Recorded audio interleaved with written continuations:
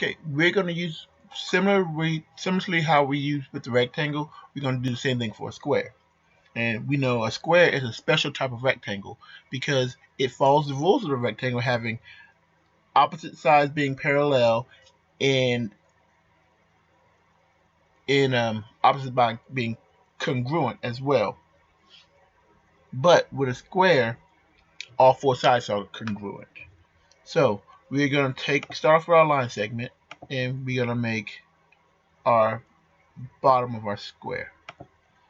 So we need to find a perpendicular line, so we're going to click on the perpendicular line tool, and we're going to go from B to A. And that's going to give us our perpendicular line over here.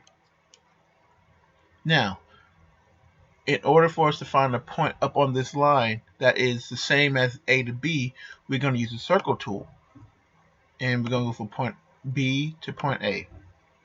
And so now we know that this right here where the circle intersects the perpendicular line is the same as this length because it is the radius of the circle. And the radius is always going to be the same.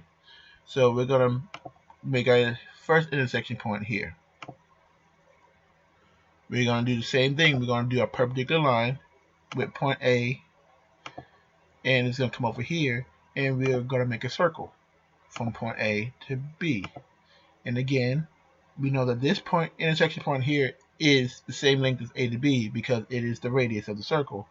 So we are going to put an intersection point there. Now we are going to use our polygon tool to make our square. And we always got to make sure we go back to the first point to complete it. And now we're going to hide the stuff that we don't want.